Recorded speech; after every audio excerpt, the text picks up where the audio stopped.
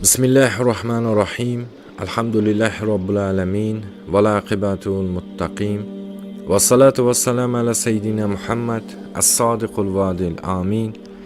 Va ala alihi va ashabihi ajmain. Amma ba'd. Assalomu alaykum va rahmatullohi va barakatuh. Payg'ambarimiz sollallohu alayhi va sallam o'zining 30 ming kishilik qo'shini bilan Bizans qo'shiniga qarshi Arabiston yarim orollarida ilgarilab borishar ekan. Bular Ashobi Hijr deb nomlangan hududga yetib borishganida Rasululloh o'zining qo'shinini dam oltirish uchun mana shu maskanda Hijr deb nomlangan joyda to'xtashadi.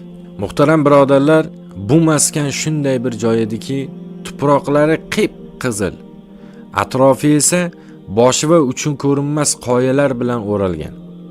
O'sha qoyalarning ichiga esa naqsh bezagi berilib, o'yib uylar qurilgan edi. Payg'ambar alayhissalom bu vodiyga kirib kelganlarida 1000 yillar oldin bu yerlarda qaysi qavmni yashab o'tganini va boshlariga kelgan mudhish voqeadan xabardor edilar. Va o'sha yerda Rasululloh o'zining lashkarlariga yuzlanib turib aytadilarki, azobga duchor qilingan bu qavmning diyorlariga ko'zlaringiz yoshlanmasdan turib kirmanglar. Agar yig'lash qo'lingizdan kelmasa, uvillab kiring. Yo'q, agar buni ham bajara olmasangiz, unda bu diyorlarga umuman kirmang. Yoxud bu qavmning boshiga kelgan kunlar sizning ham boshingizga kelmasin dedilar. Rasululloh va uning askarlari yana sog' salomat yo'llarida davom etishlari uchun mana shu maskanda qolib dam olishlari zaruriyat edi. Va o'sha kungi havoning issiqligidan qo'shinning o'sha vaqtdagi eng katta ehtiyojlaridan bittasi bu birodarlar suv edi. Payg'ambar alayhissalom va uning kuchli armiyasi dam olish uchun shu maskanga joylashar ekan, sahobalar atrofdan ba'zi bir suv quduqlarini kashf qilishadi. Va ana shu quduqdan chiqayotgan suvdan sahobalarning o'zlari ham ichishadi, hamda ovqat uchun ham o'sha quduq suvlaridan ishlatishadi. Bo'layotgan ishdan xabar topgan Payg'ambar alayhissalom darhol quduqlardan olingan suvlarni to'kib tashlashlarini va o'sha suv ishlatilgan ovqatlarni esa tuyalarga berib yuborishlarini amr qiladi. Nimaga? Chunki Payg'ambar alayhissalom shirk degan baloga xasta bo'lgan. Qalblarida zarra qadar iymon nuri qolmasdan, alal oqibat Robbul alamin tarafidan halok qilingan bu qavmdan qolgan biron narsadan foydalanishni xohlamagan edilar. Mayli oradan 1000 yillar o'tib ketgan bo'lsa ham, Nabiy sallallohu alayhi va sallam hatto shu hududda oqib turgan suvdan ham iste'mol qilishni xohlamagan edilar. Muborak Qur'onda yashab o'tgan hayotlari bir necha oyatlarda zikr qilingan bu qavm dahshatli shamol va qum to'foni bilan halok qilingan Od qavmining zurriyotlari Samud qavmi edi birodarlar.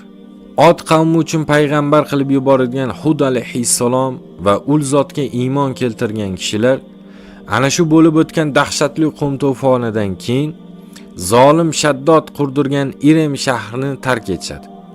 Va rivoyatlarga ko'ra ular Madina va Shom o'rtasidagi Hijr deb nomlangan vodiyga kelib, qolgan hayotlarini shu yerda davom ettirishadi. To'liq quvvatga ega bo'lgan tarixiy manbalarga ko'ra, Od qavmi bilan hozirgi Samud qavmini orasidagi farq 500 yilni tashkil qilgan. Va Samud qavmiga Oduhra deya, ya'ni ikkinchi va oxirgi Od qavmi deya xitob qilingan. Nima uchun bunday deb xitob qilingan? Chunki Alloh subhanahu va taolo Od qavmi uchun qanchadan qancha ulug' ne'matlarni ato etgan bo'lsa, mana shu ne'matlarning hammasi Samud qavmida ham bo'lgan. Bo'ylarining uzunligi, kuch-quvvatda baquvvat ekanliklari, yashab turgan tuproqlarining barakali ekanligi xuddi Od qavmidek bir xil bo'lgan. Zalolatga botishlari ham, shirkka ro'kash qo'yib, tubanlikka yuz tutishlari ham xuddi otalari Od qavmidek bo'lgan. Hatto birodarlar, e'tibor berib turing, bular o'zlarini ota-bobolarini, ya'ni Od qavmini qanday qilib yer yuzidan halok qilinganini ham bilishgan. Tubanlikka kirib, qilayotgan ishlarni xato ekanligini ham his qilishib, bularni aytgan gaplari shu bo'lganki, bizni ota-bobolarimiz, ya'ni Od qavmi, ular o'z uylarini tog'larda ustiga qurishgan edi O'shaning uchun kuchli shamol ularni halok qildi. Va lekin biz tog'ni ustiga emas, uylarimizni tog'larda o'yib ichiga quramiz. Ana undan keyin bizni hech kim va hech qachon halok qila olmaydi deyshadi. Haqiqatdan ham qurilgan uylari birodarlar, tog'larda o'yib ichiga qurilgan bo'lgan. Qurilganda ham qanday? Bamisoli qasr kabi naqsh bezaklari bilan o'yib qurishgan.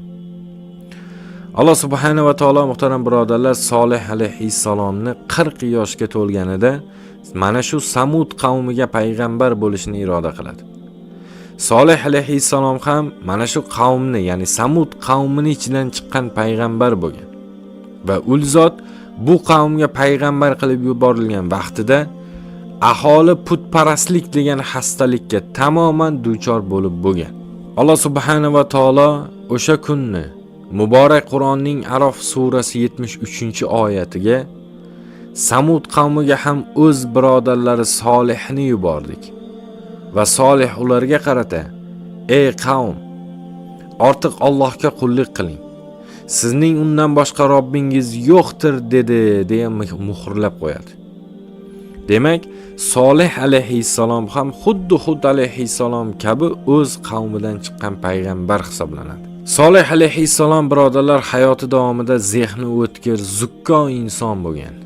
Bu Samud qavmi har doim o'zlari Solih alayhissalomdan yordam maslahatlarini olib turishgan, faqat payg'ambar bo'lguniga qadar. Endi payg'ambarlikni ko'targandan keyin qanchalik bular Solih alayhissalomni tanishmasin, unga iymon keltirishni rad qilishgan va kofir bo'lib qolaverishgan. Ne'matlarning eng afzali birodarlar bu iymon. Bu narsa alhamdulillah hozir siz bilan menda bor inshaalloh. Mana shu qissalardan albatta inson o'zi uchun ibrat olishligi shart. Kimlarnidir mana yonlarida payg'ambar bo'lsa ham, necha yuz yillar mobaynida hidoyatga da'vat qilib tursa ham baribir zalolatda olamdan o'tib ketaverishgan. Solih alayhissalom boyagi oyatda Alloh zikr qilganidek, o'z qavmiga payg'ambar ekanligini e'lon qilgandan keyin Samud qavmini ul zotga bergan javobi shu bo'ladiki: "Ey Solih, axir sen yaqin kungacha insonlarga yaxshilik ulashgan biri eding-ku.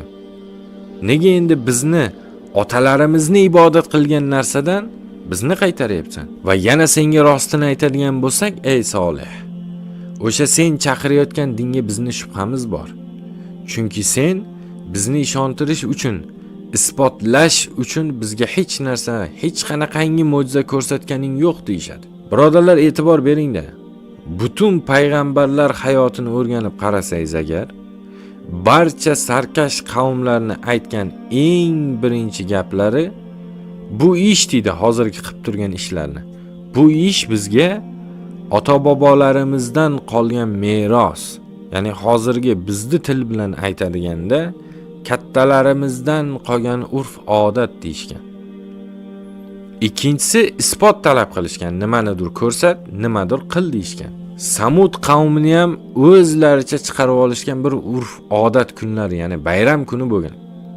Mana shunday bayram kunlarining birida qavmdagilar o'zlarini yasab olgan ana shu but va sanamlarga sig'inib bo'lgandan keyin Solih alayhissalomdan o'zini payg'ambar ekanligini bularga isbotlab berishi uchun mo'jiza talab qilishadi. Mayli, mo'jiza talab qilsin. Insonning tabiatida bor, ishonuvchanlik bor, ishonmaslik bor. Bir insonni ketayotgan yo'li xato ekanligidan qaytarish uchun uni isbotlab berish kerak. Va lekin Samud qavmi Solih alayhissalomdan inson farzandi umuman bajara olmaydigan, aqlga sig'mas narsalarni talab qilishadi. Ustiga ustak talabni qo'yib turib yana payg'ambarning ustidan kuladi bular. Har bitta payg'ambarga Alloh taolo o'zini payg'ambar ekanligini insonlarga isbotlab qo'yish uchun har xil ko'rinishdagi mo'jizalarni inom etgan. Bular qaytarib aytaman, har xil ko'rinishda bo'lgan. Nimaga? Chunki qaysi payg'ambar qaysi zamonda yashayotgan bo'lsa, o'sha vaqtdagi kofirlar o'zlarini nimasi bilan maqtanayotgan bo'lsa, payg'ambarga berilgan mo'jiza ana shuni sindirib qo'ygan. Va lekin payg'ambarga shart qo'yilishidan oldin har bitta payg'ambar o'sha qavmni ogohlantirgan. Qanday ogohlantirgan? Payg'ambarlar aytishganki, "Xo'p, men shartga roziman. Faqat sizlar so'ragan shartni men bajarsam, keyin menga ishonib iymon keltirasizlarmi?" deya. Nima uchun? Chunki aniq bir o'rtada qoida bor. Mo'jiza so'raladi, shart albatta bajariladi. Agarda mana shu mo'jizani ko'rib turib ham qavm iymonga kelmasa, o'sha qavm yoppasiga yer yuzidan yo'q qilinadi. Xuddi shunday Solih alayhissalom ham Samud qavmiga agar hozir sizlar talab qiladigan mo'jizalaringni men ko'rsatib bersam, keyin menga iymon keltirasizlarmi deganida qavmdagilar ha deya javob berishadi. Unda deydi Solih alayhissalom, so'raylar qani, nimani so'ramoqchisizlar deganida, qavmning ichidan bir kishi chiqadi-da, katta bir xarsang toshni oldiga borib turib, "Ey Solih," deydi. "Agar sen haqiqatdan payg'ambar bo'lsang, mana shu xarsang toshni yorda, ichidan yer yuzidagi eng katta tuyani chiqarib berchi bizga" deyshadi. Orqada eshitib turgan qavm bu gapdan keyin kulib yoradi qahqahotib.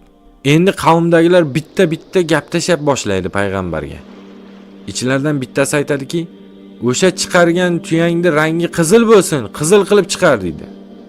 Qavm yana kuladi. Boshqasi qo'shimcha qilib aytadiki, "Agar rangini qizil qilsang, junlarini ham uzun qilgin" deydi. Qavmdagilar battarroq kulib yoradi. Nimaga? Chunki tuyani juni uzun bo'lmaydi. Keyin yana boshqasi chiqadi-da, "Bu yerdagi nozik nuqtaga e'tibor berib turing. Bu osiylikka, bu gunohi kabiraga butun qavm yoppasiga sherik bo'lyapti. Bitta zakaz qilyapti payg'ambardan." Yana bittasi chiqadi-da, "Agar sen shu xarsangdan bahaybat tuya chiqarsang, rangi qizil, juni uzun bo'lsa, unda o'sha tuyangni suvga to'ymaydigan qilib chiqar. Bir kun to'xtamasdan suv ichsin" deydi. Qavmdagilar yana kuladi. Orqasidan yana boshqasi chiqadi-da, "Agar shunaqa tuya chiqaradigan bo'lsang, ey Solih, qornida 10 oylik bolasi ham bo'lsin" deydi. Va bu gapdan keyin birodarlar, Samud qavmi kulmoqdan gapira olmasdan yerga o'tirib qoladi. Nimaga? Chunki bu qavmning tasavvurida, bularning fikrida so'ralgan shartni bajarishda iloji yo'q edi. Endi haqiqatdan ham oddiy bir inson bolasi uchun mana shu shartni bajarishning iloji yo'q. To'g'ri, hayotda topsa bo'lishi mumkin. Bo'yi sal uzunroq tuyani topsa bo'ladi. Rangi qizil tuyani topsa bo'ladi. Lekin bir vaqtning o'zida ham juni uzun, toshni ichidan, qornidan homilasi bilan chiqarishning iloji yo'q, lekin hamda 10 oylik homilasi bilan. Inson bolasi uchun imkonsiz ish bu. Faqat olamlarning Robbisi bo'lgan Parvardigor uchun emas. Chunki Alloh taolo yo'qdan bor qilib koinotni yaratdi, birodarlar. Hazrati Odamni yaratdi. Otasiz qilib Isoni yaratdi. Samud qavmi bir-biriga qarata qahqah otib payg'ambarning ustidan kulishar ekan, Solih alayhissalom ularga qarata, "Bo'ldimi? Talablaring, istaklaring, xohishlaring, shartlaring shumi?" deydi. Ular ha deyshadi. "Agar," deydi Solih alayhissalom, "dunyoning eng katta tuyasi, rangi qizil, junlari uzun, qornida 10 oylik homilasi bilan mana shu ko'rsatgan xarsang toshlaringni ichidan yorib chiqib kelsa va ana shu tuya suv ichganda bir kun to'xtamasdan suv ichsa, ya'ni kim hozirgi tilaklaring tamomiyla bajarilsa, sizlar shirkni tark etib Allohning yakka iloh ekanligiga, undan boshqa buyuk zot yo'q ekanligiga iymon keltirasizlarmi deganida, qavm aytadiki, "Ha, albatta. Faqat mana shu aytgan talablarimizni tamomiyla bajarsang, senga iymon keltiramiz" deyshadi. Unda deydi Solih alayhissalom, "Qishloqdagi butun haloyiqni yig'ib kelinglar" deydi. Butun haloyiq o'rtaga yig'ilgandan keyin 2 rakat namozini o'qiydi-da, Alloh taologa duo qiladi. Payg'ambarlarning duosi ijobat, birodar. Solih payg'ambar duo qilib bo'lishi bilan osmonni bir lahzada qora bulut qoplaydi-da, o'ta dahshatli darajada qattiq bir chaqmoq chaladi. Haligi chalgan chaqmoq boya qavm ko'rsatgan harsangga kelib tushib, harsang ikkiga ajraladi va ichidan esa xuddi Samud qavmi zakas qilgandek hali insoniyat tarixida ko'rilmagan bahaybat bir tuya chiqib keladi. O'sha chiqqan tuyani rangi qizil bo'ladi, junlari uzun. Odamlar tekshirib ko'rishsa qornida 10 oylik homilasi ham bo'ladi. Birinchi qoida birodar. Qavm isbot talab qildi. Ular shart qo'ydi va ularning zakasi nima qilindi? Bajarildi. Endi navbat Solih alayhissalomda. Payg'ambar Solih ularga aytadiki, "Ey qavm," deydi. "Bu tuya Allohniki. Sizlar xohlagandek bir kun to'xtamasdan suv ichadi. Bundan buyon shu quduqdan chiqayotgan suvdan bir kun biz ichamiz, bir kun esa mana shu tuya ichadi. Yana yomonlik bilan bu tuyaga qo'llaringni uzatib yurmanglar, bo'lmasa sizlarga alamli azob keladi," dedi. Bu tuya birodarlar, haqiqatan Allohning mo'jizasi edi. Va buni hech kim inkor qila olmasdi. Nimaga inkor qila olmasdi? Chunki ana shu qavm aytgandek tuya chiqdi. Va shu tuya qavm bilan birgalikda yashaydi. Tuyani suv ichadigan navbat kuni kelganida xuddi oldindan o'rgatib qo'ygandek tog'dan pastga to'ppa-to'g'ri quduq oldiga tushib keladida, shunday boshini quduqqa tiqib turib, chiqarmasdan bir kun to'xtovsiz suv ichadi. Ana u ichayotgan suv esa xuddi qornida yo'q bo'lib ketayotgandek bo'ladi. Oradan bir oy vaqt o'tar o'tmas, qornidagi homilasi ham dunyoga keladida va endi bular bir emas, ikkita bo'lib suv ichgani kelishadi. Yonidagi bo'talog'i ham xuddi onasi kabi boshini shundoq quduqqa tiqadida, bir kun boshini ko'tarmasdan turib suv ichadi. Endi birodarlar, Allohning buyukligini qarang. Ona va bola qavmga tegishli bo'lgan quduqdan bir kun suv ichadi. Bular suv ichar ekan, qavmdagilar bularni sog'ib tuyani sutini ichadi. Tuyadan sog'ilgan sut birodarlar o'sha yerda yashayotgan butun qavmga yetadi. Bu mo'jizani ko'rgan va u bilan birga yashagan judayam ko'plab insonlarning qalbiga iymon nuri kirib, Solih alayhissalomga ergashadi. Endi ergashmaganlarga esa Solih alayhissalom aytadiki, "Ey qavm, sizlarga Robbingiz tomonidan ochiq bir dalil keldi axir. Va bu dalil mana sizlar bilan birga yashab kelmoqda. Allohning tuyasidir. Endi sizlar ham Allohga ibodat qiling. Zotan undan boshqa Robbingiz yo'qdir." Alloh subhanahu va taolo payg'ambar alayhissalomni tili bilan muborak Qur'onning G'oshiya surasi 17-oyatida g'ofillar va kofirlar ibrat va diqqat bilan bu tuyaga qaramaydilarmi? Qanday qilib va qanday mukammal qilib yaratilgan? O'sha inkorchilar yomg'ir yog'ayotgan bulutlarga, ularning qanday yaratilishiga yoki tuyaning boshqa hayvonlardan farqli xususiyatlari bilan qanday yaratilganiga qaramaydilarmi deya zikr qiladi. Samud qavmining qolgan kofirlari esa, nima endi bizlar oramizdan chiqqan bir insongami ergashamiz? Agar bizlar ham Solihga ergashadigan bo'lsak, buzug'lik va ahmoqlik qilgan bo'lamiz-ku. O'zi asli shu tuya ham bizni rohatsiz qilmoqda. Buni kattaligidan tog'dan pastga tushib kelar ekan, qo'y-qo'zilarimiz qo'rqib ketyapti. Mana bu quduqdan chiqayotgan suv esa hozirda o'zimiz uchun tanqiz bo'lib turibdi. Bu ham yetmagandek, bir kunlik suvimizni shu tuya ichsa. Ustiga ustak tuyani ko'rgan ko'pchilik Solihga ergashib ketdi. Eng yaxshisi biz bu tuyadan qutulamiz. Uni o'ldiramiz deydi. Holbuki tuyani Samud qavmini o'zi xohladi. Hatto tuyani qancha suv ichishini ham qavm belgiladi. Va lekin bu tuyani ularga zarari tegmagan edi. Suvdan ichgan bo'lsa, bular o'sha kuni tuyani sog'ib sutini ichdi. Hattoki Solih alayhissalomning bu tuya Allohning tuyasi. Bu tuyaga yomonlik bilan qo'l uzatmanglar, yo'qsa sizlarga dahshatli azob yetadi degan ogohlantirilishini ham unutib qo'yishdi bular. Haqiqatdan birodarlar, Samud qavmi ana shu tuyani o'ldirish uchun qasd qiladi-da, o'sha davrdagi eng zo'r qassob bilan ko'cha bolalarini yig'ib kelishadi. Bular Qur'onda malalar deya zikr qilinadi. Ularning soni 9 ta bo'ladi. To'dani boshi esa Qudor ismli kofir bo'ladi.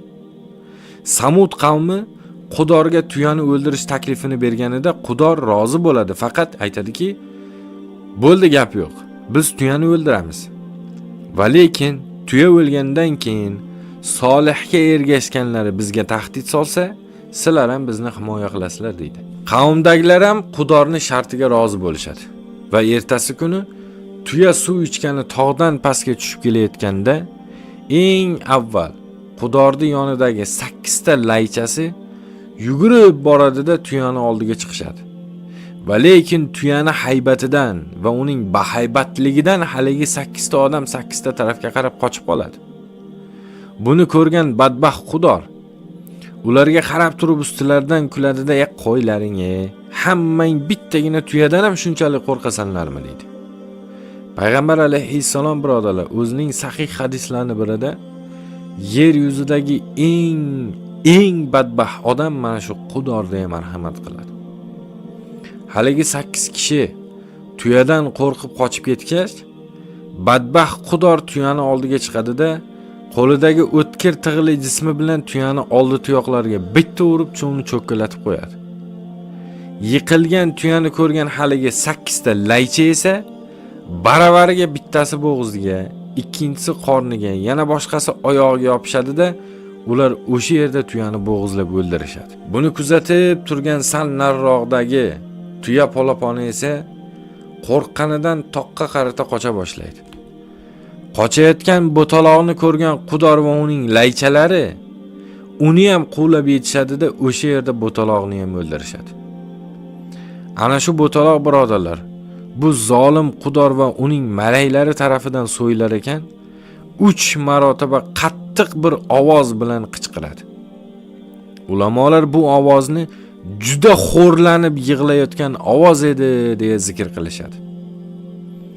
Bo'lib o'tgan voqealar Solih alayhissalomning qulog'iga yetib borgach, shoshganicha yugurib voqea sodir bo'lgan joyga yetib keladi.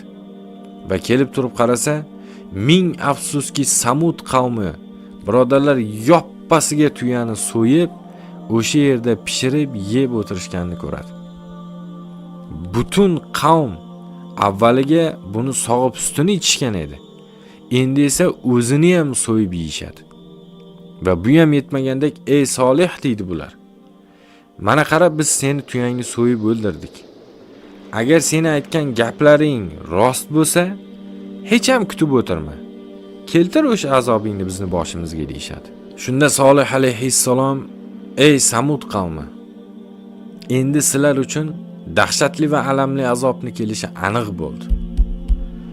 Yashab turgan diyorlaringda 3 kun noz ne'matlardan tortib, mazza qilib yashab qolinglar" deydi-da, orqasiga shunday burilib uyiga qarata qaytib ketadi. Buni eshitgan Qudor, "Tuyani biz o'ldirgandik. Hozir uni egasi kelib bizni qo'rqitdimi?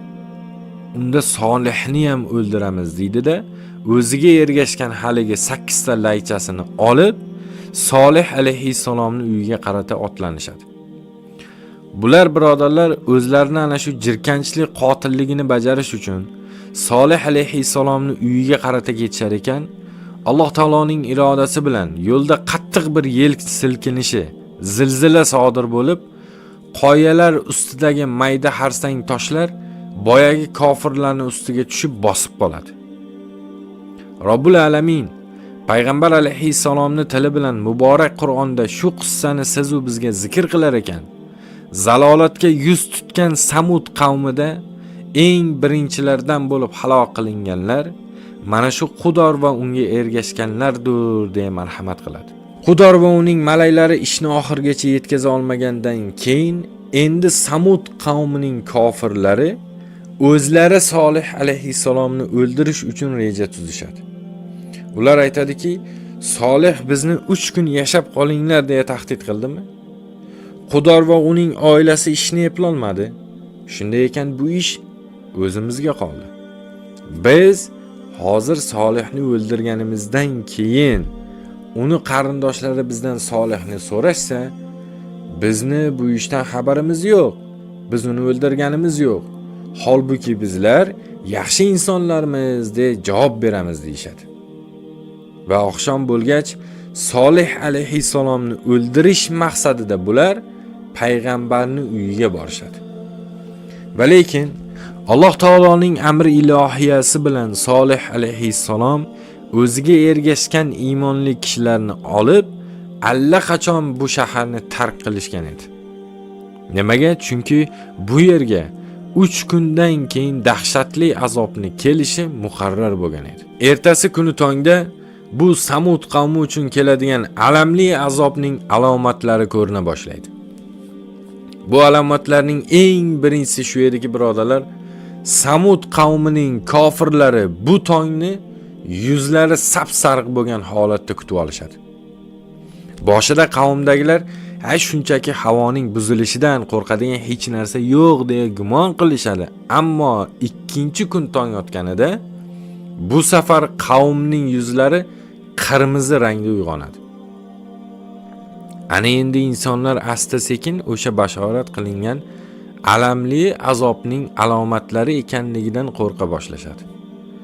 Samud qavmi, birodarlar, oxirgi 3-kun tong ottirganida endi insonlarning yuzlari qop-qora rangga kirgan edi.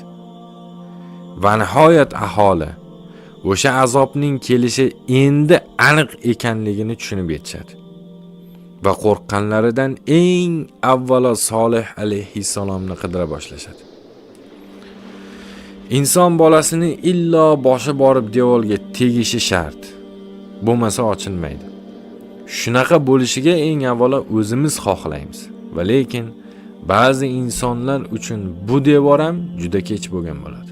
Samud qavmi yaqin kunlar ichida boshlariga alamli va dahshatli bo'lgan azobni kelishiga ortiq iqror bo'lishadi.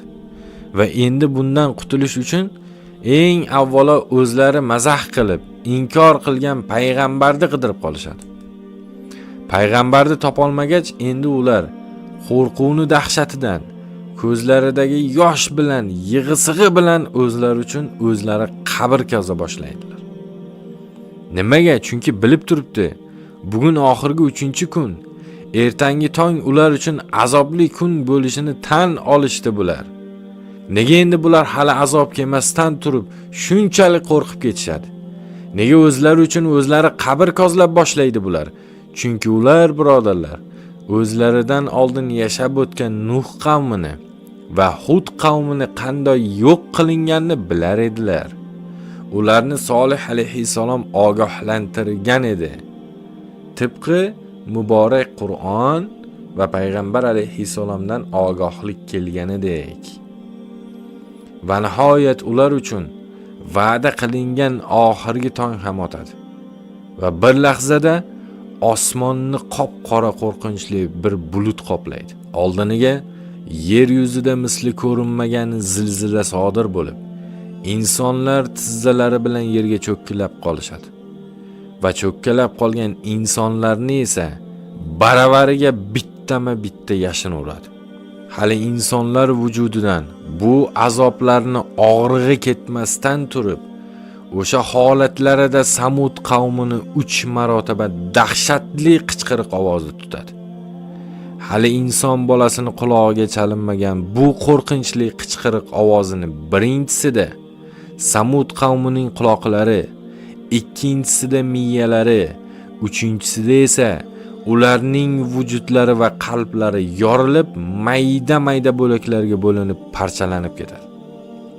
Rivoyatlarga ko'ra, yer yuzidan yo'q qilingan Samud qavmiga berilgan 3 kun, 3 kun ichida yuzlarining 3 xil rangga kirishi va yashin urgandan keyin ular uchun jo'natilgan 3 martalik qo'rqinchli ovoz o'zlari vahshiylarcha nobud qilgan polapon go'dak tuyaning qalban xo'rlanib turib baqirgan 3 martalik ovozi edi deya zikr qilinadi.